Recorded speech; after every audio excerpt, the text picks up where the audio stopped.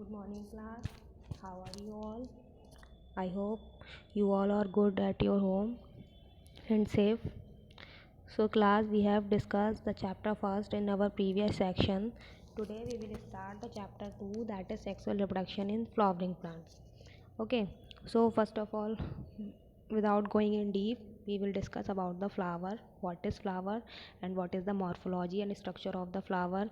So, flower is a fascinating organ of the angiosperm. जो flower है वो क्या है, अट्रैक्टिव ऑर्गन है एंजियोस्पर्म का. एंजियोस्पर्म क्या होते हैं, जिसमें कि फ्लावरिंग होती है, उसे ही एंजियोस्पर्म बोला जाता है.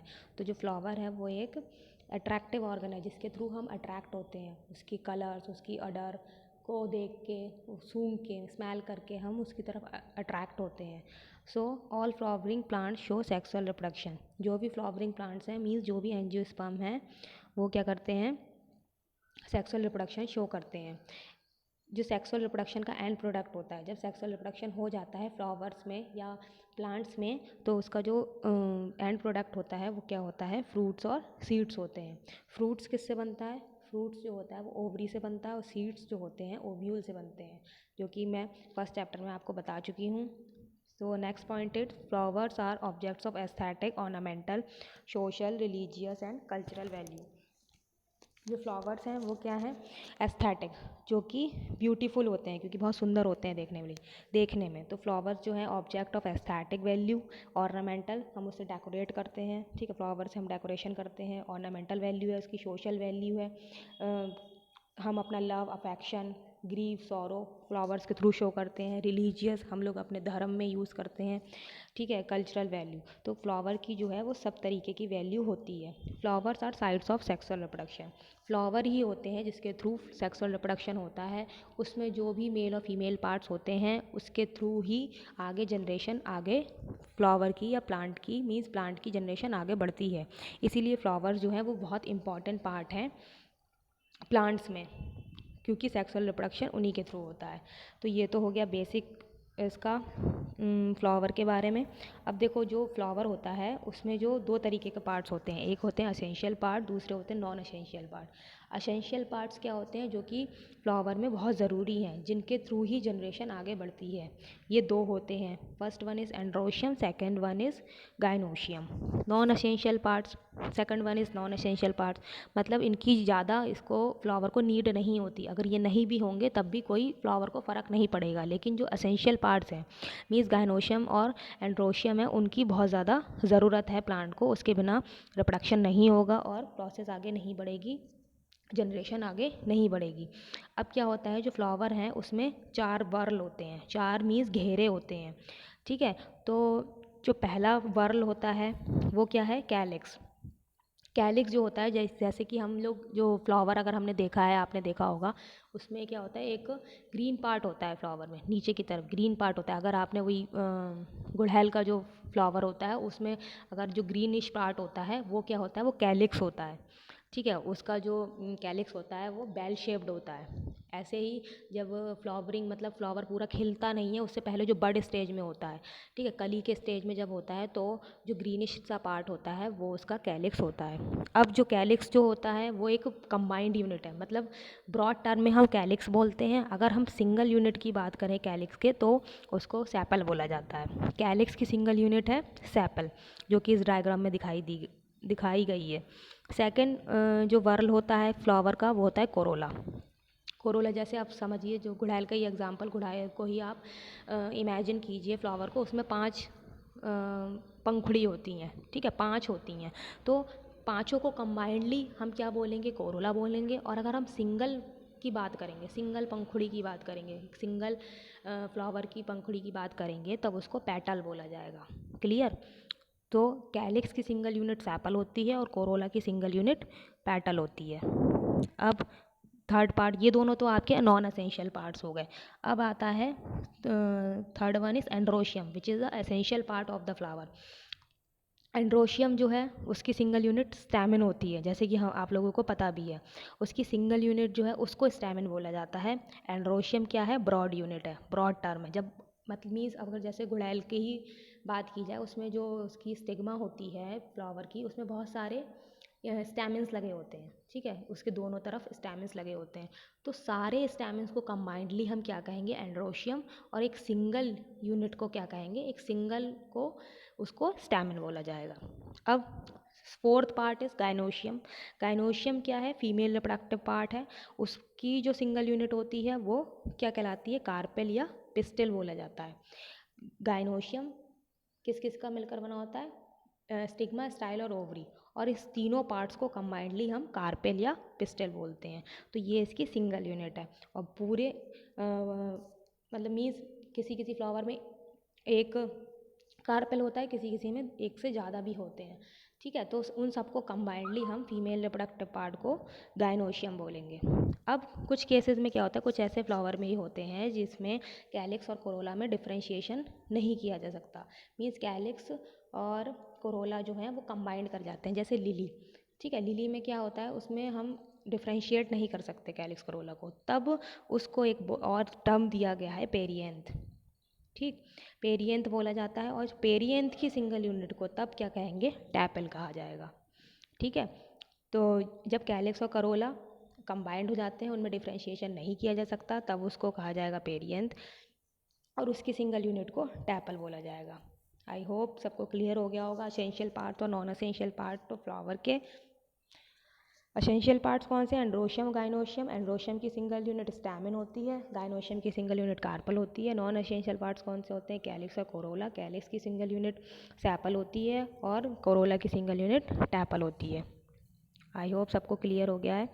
नाउ अगर हम क्या पढ़ेंगे, एक स्ट्रक्चर ऑफ स्टैमिन, मीन्स एक अगर हम देखें कि स्ट्रक्चर कैसा होगा एक पर्टिकुलर स्टैमिन का, तो किस तरीका का दिखाई देता है। There are two parts of the typical stamen. एक टिपिकल स्टैमिन में दो पार्ट्स होते हैं, एक लॉन्ग सिलेंडर स्टॉक होता है, जैसे कि इस डायग्राम में विजुअल है, लॉन्ग सिलेंडर स्टॉक, ठीक, जो लंबा सा फिलामेंट स्टॉक लाइक स्ट्रक्चर होता है उसे फिलामेंट बोला जाता है, और इसका जो अबव पार्ट होता है उसे एंथर बोला जाता है। तो स्टैमिन में कितने पार्ट्स हैं, एंथर और filament, two parts are there.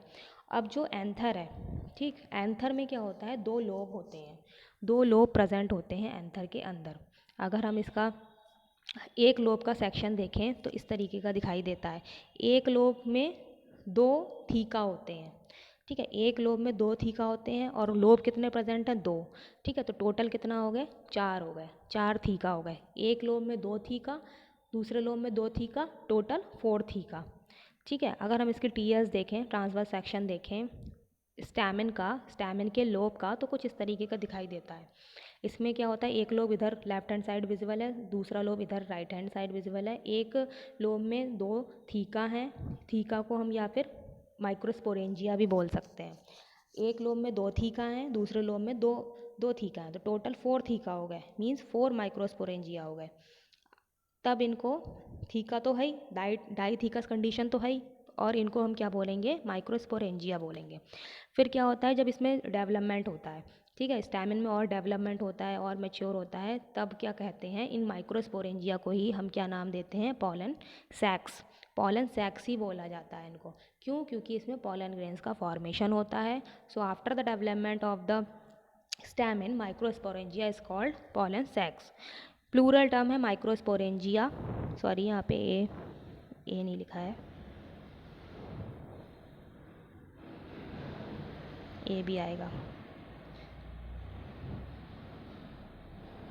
Okay. So first one is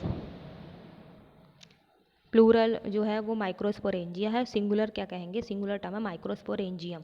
अगर एक माइक्रोस्पोरेंजियम या फिर पॉलन सैक की बात होगी तो माइक्रोस्पोरेंजियम बोला जाएगा, और जब प्लूरल बहुत सारे मतलब चारों की बात होगी तो माइक्रोस्पोरेंजिया कहा जाएगा। अब देखिए, जब जैसे हमने देख लिया, ठीक है, दो लोब हैं, दो में दो थीका हैं, मीन्स दो माइक्रोस्पोरेंजिया, टोटल फोर माइक्रोस्पोरेंजिया हो गए, ठीक, मीन्स टोटल फोर पॉलन सैक्स हो गए। अब अगर हम एक उठा लें, इसमें से एक समझिए कि एक स्ट्रक्चर उठा लें इसका, ठीक है, तब ये किस तरीके का दिखाई देता है, क्योंकि सब में ऐसा ही होता है, ठीक। तो अगर हम एक एक माइक्रोस्पोरेंजिया का स्ट्रक्चर देखें तो उसमें क्या होता है, चार लेयर्स होती हैं, ठीक। उसमें क्या होता है, जो आप एनसीईआरटी बुक्स में भी देख सकते हो अपनी, उसमें डायग्राम बना हुआ है अच्छे से। उसमें 4 लेयर्स होती हैं। जो आउटर मोस्ट लेयर है वो क्या कहलाती है, एपिडर्मिस। ठीक है, अगर हम एक माइक्रोस्पोरेंजिया के स्ट्रक्चर को डीपली देखेंगे तो सबसे बाहर वाली जो लेयर है वो कहलाती है एपिडर्मिस। उसके नीचे अंदर की ओर होती है तो एंडोथीसियम बोला जाता है। थर्ड लेयर होती है मिडल लेयर। ठीक है, मिडल लेयर क्योंकि वो बीच में होती है। और सबसे इनर मोस्ट लेयर होती है टैपिटम।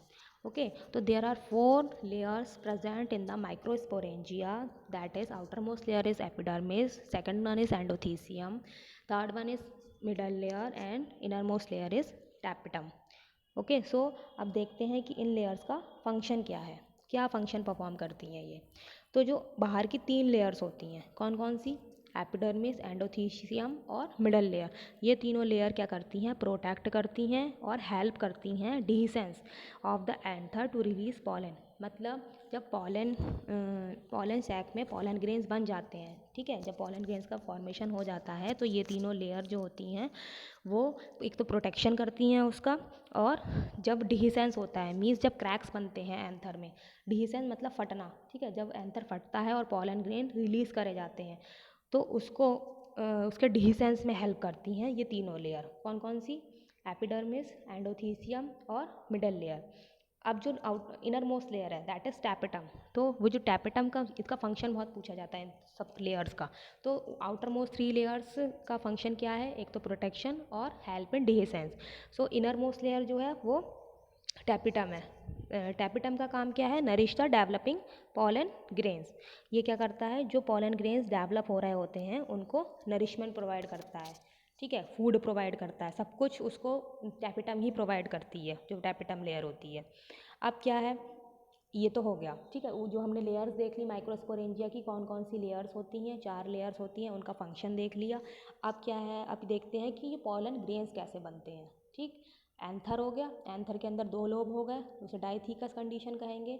उसमें डाइथीकस कंडीशन को ही, मतलब उसमें जो 2 लोब हैं उसमें डाइथीका प्रेजेंट है, उसको माइक्रोस्पोरेंजिया बोला जाता है। माइक्रोस्पोरेंजिया को ही पॉलन सैक कहते हैं और पॉलन सैक के ही अंदर पॉलन ग्रेन बनते हैं। ठीक है, अब पॉलन ग्रेन क्या कैसे बनते हैं, when anther is young homogeneous cells called sporogenous tissue occupy centre of each microsporangia. जब एंथर यंग होता है, ठीक है, मैच्योर नहीं होता, तब क्या होता है, जो होमोजीनस, जो एक सी सेल्स होती हैं, पॉलन सैक की जो होमोजीनियस सेल्स होती हैं उनको स्पोरोजीनस टिश्यू बोला जाता है, जो अंदर की तरफ प्रेजेंट होती हैं, माइक्रोस्पोरेंजिया में अंदर की तरफ प्रेजेंट होती हैं, उसको होमोजीनस सेल कहा जाता है। होमोजीनस सेल होती हैं उनको ही स्पोरोजीनस टिश्यू कहा जाता है। वो क्या करती हैं, सेंटर को घेरे रहती हैं हर माइक्रोस्पोरेंजिया के। इन्हीं से क्या होता है, इन्हीं से बाद में डेवलपमेंट होता है किसका, पॉलन मदर सेल का। स्पोरोजीनस टिश्यू से ही पॉलन मदर सेल का डेवलपमेंट होता है। अब एक प्रोसेस का नाम है माइक्रोस्पोरोजिनेसिस। ठीक है, माइक्रोस्पोरोजिनेसिस, क्योंकि हम क्या पढ़ रहे हैं अभी, मेल गैमेट का फॉर्मेशन देख रहे हैं। तो मेल गैमेट कैसा होता है, छोटा होता है। ठीक है, क्योंकि यहाँ पे माइक्रोस्पोर बनना है इसलिए स्पोर वर्ड यूज़ करा गया है। जिनेसिस मतलब फॉर्मेशन, जब पॉलन ग्रेन का फॉर्मेशन होता है, ठीक है, उसी प्रोसेस को क्या कहा जाता है, माइक्रोस्पोरोजिनेसिस। अब जैसा कि डायग्राम में देखो ये विजुअल है, जो अंदर का पार्ट है, ठीक है, ये जो स्ट्रक्चर माइक्रोस्पोरेंजिया का दिया है उसमें जो इनर मोस्ट पार्ट है that is called sporogenous tissue which is present inside the cell, inside the microsporangia and in the centre of the microsporangia. अब ये मैंने ये बताया कि स्पोरोजिनस टिश्यू जो होता है उसी में क्या होता है, उसी से क्या बनती है, माइक्रोस्पोर मदर सेल। ठीक, एमएमसी शॉर्ट में लिखते हैं, एमएमसी, माइक्रोस्पोर मदर सेल। जहाँ पे भी मदर सेल का नाम आ जाता है मीन्स वहाँ पे उस मियोसिस होके हैप्लॉइड गैमेट्स बनेंगे। ठीक है, हमेशा जहाँ पे भी मदर सेल वर्ड आ जाता है, जहाँ पे भी मदर सेल बनती है उसके बाद उसमें हमेशा मियोसिस ही होगी और हैप्लॉइड गैमेट या in the case of anther pollen grains बनेंगे। इसको क्या बोलते हैं, स्पोरोजीनस टिश्यू ही बाद में डिवाइड करके माइक्रोस्पोर मदर सेल या फिर pollen mother cell, pollen mother cell क्या बनाएगी, पॉलन ग्रेन बनाएगी, इसीलिए इसका नाम पॉलन मदर सेल है, पीएमसी शॉर्ट में।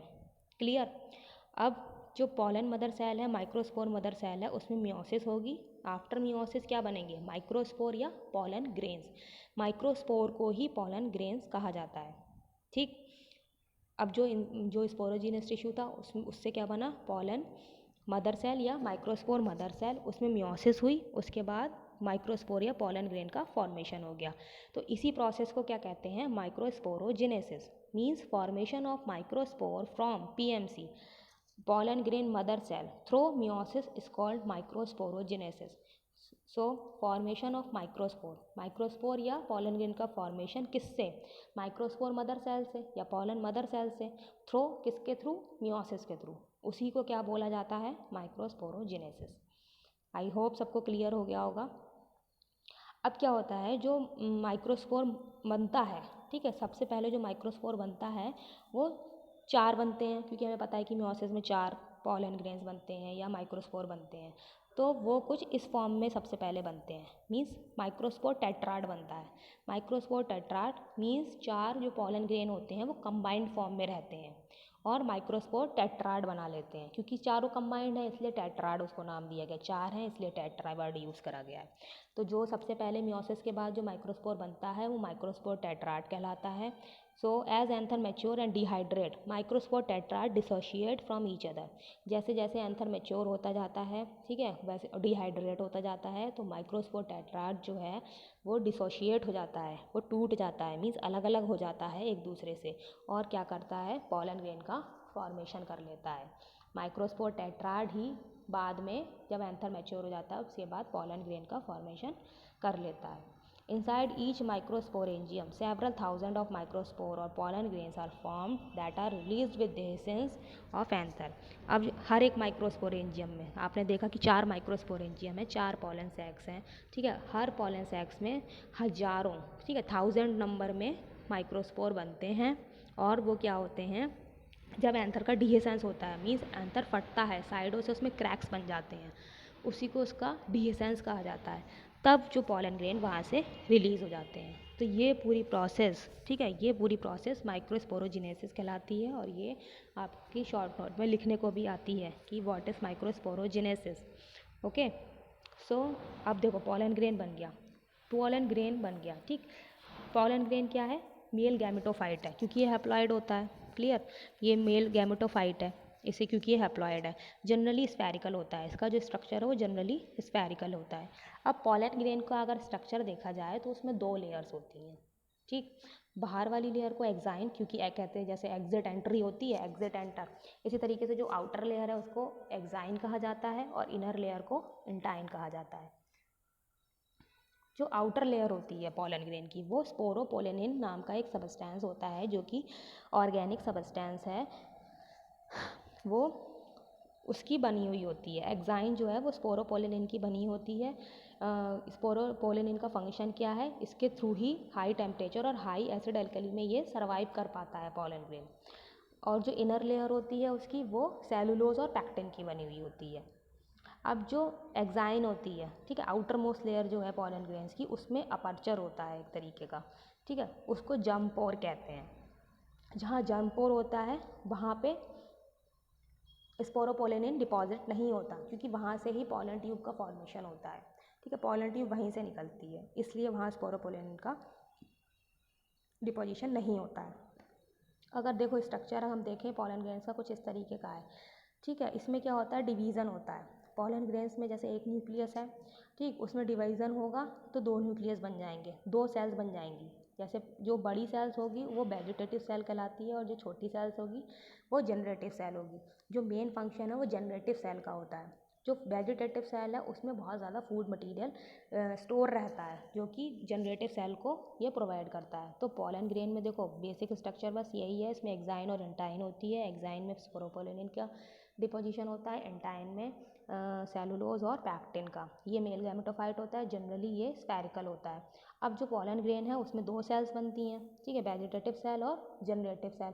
मोस्टली जो 60% प्लांट्स होते हैं उसमें 2 सेल्ड स्टेज में ही पॉलन ग्रेन रिलीज़ कर दिए जाते हैं। लेकिन कुछ केसेस ऐसे भी होते हैं, कुछ प्लांट्स ऐसे भी होते हैं जिसमें 3 सेल्ड स्टेज, अभी देखो 2 सेल बन गई हैं, वेजिटेटिव सेल और जनरेटिव सेल, तो मोस्टली केसेस में क्या होता है, पॉलन ग्रेन इसी स्टेज पे रिलीज़ कर दिए जाते हैं, लेकिन कुछ प्लांट्स में 3 सेल्ड स्टेज में ये रिलीज़ करे जाते हैं। देखो, in 60% angiosperm pollen grains are shed at 2 celled stage.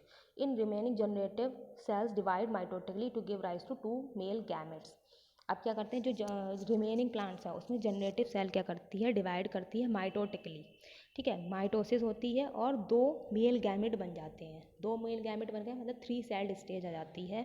तो ज़्यादातर में तो 2 सेल्ड स्टेज में ही रिलीज़ होते हैं, लेकिन कुछ में 3 सेल्ड स्टेज में ये रिलीज़ करे जाते हैं। Once pollen are shed, pollen grains have to land on stigma before they lose viability.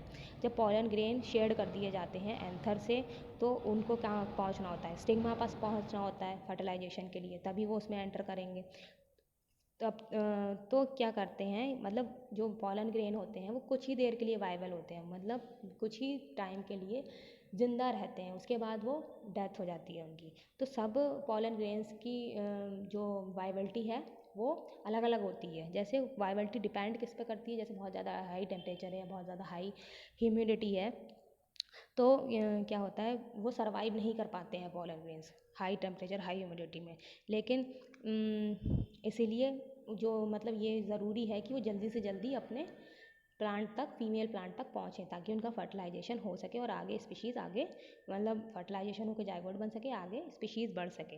लेकिन कुछ जैसे सीरियल्स होते हैं, राइस, मेज, पॉलन ग्रेन्स लूज वाइबिलिटी इन 30 मिनट्स। कुछ सीरियल्स जो अनाज वाले पौधे होते हैं, उस जैसे चावल, मक्का, इसमें क्या होता है, जो पॉलन ग्रेन्स हैं 30 मिनट में अपनी वाइबिलिटी लूज़ कर देते हैं। लेकिन जो रोजेजी प्लांट्स होते हैं, रोज़ वाली फैमिली, लेग्यूमिनस फैमिली कौन सी होती है, जिसमें दालों वाली फैमिली, ठीक है, दे मेंटेन वाइबिलिटी फॉर मंथ्स। उसमें क्या होता है, ये बहुत मंथ्स तक वाइबल रहते हैं पॉलन ग्रेन्स।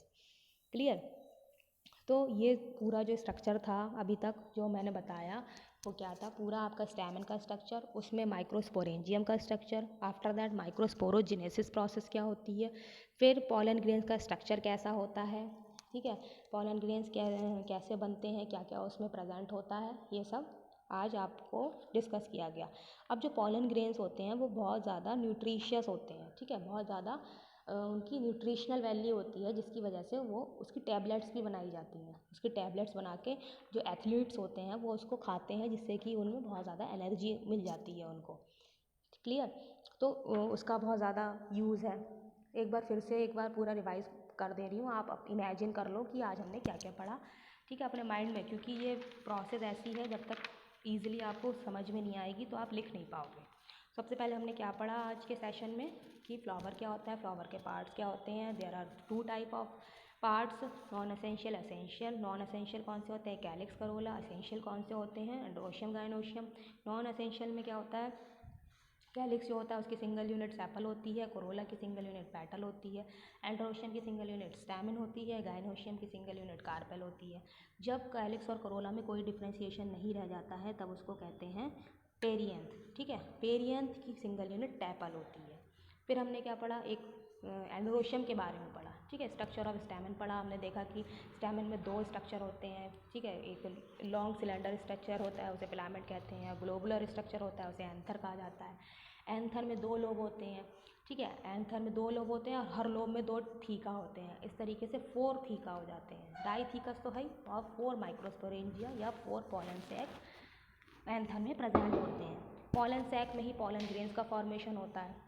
अगर हम एक माइक्रोस्पोरेंजिया के स्ट्रक्चर को देखें तो उसमें 4 लेयर्स होती हैं। पहली एपिडर्मिस जो कि सबसे बाहर वाली लेयर होती है, उसके नीचे एंडोथीसियम, उसके नीचे मिडल लेयर और सबसे नीचे टैपेटम। जो ऊपर वाली 3 लेयर होती है उनका क्या काम होता है, डिसेंस में और प्रोटेक्शन में, ठीक है, उसको हेल्प करना। टैपेटम का क्या काम है, जो स्पोरोजीनस टिश्यू है जिससे कि पॉलन ग्रेन बनेगा बाद में, उसको फूड प्रोवाइड करना, न्यूट्रिशन प्रोवाइड करना, ठीक है। जो इनर मोस्ट टिश्यू होता है माइक्रोस्पोरेंजिया का, ठीक है, उसको बोलते हैं स्पोरोजीनस टिश्यू। स्पोरोजीनस टिश्यू से ही माइक्रोस्पोर मदर सेल या पॉलन मदर सेल बनती है। पॉलन मदर सेल में मियोसिस होती है, आफ्टर मियोसिस माइक्रोस्पोर टेट्राड बनता है, ठीक है, माइक्रोस्पोर टेट्राड बनता है। चारों जो माइक्रोस्पोर या पॉलन ग्रेन हैं, माइक्रोस्पोर को ही पॉलन ग्रेन कहा जाता है। माइक्रोस्पोर टेट्राड जब एंथर का और डेवलपमेंट हो जाता है तो वो अलग अलग हो जाते हैं, ठीक है, और डेवलप हो जाते हैं पॉलन ग्रेन्स में। फिर क्या होता है, माइक्रोस्पोरेंजिया में बन गए पॉलन ग्रेन्स, ठीक है, माइक्रोस्पोर बन गए।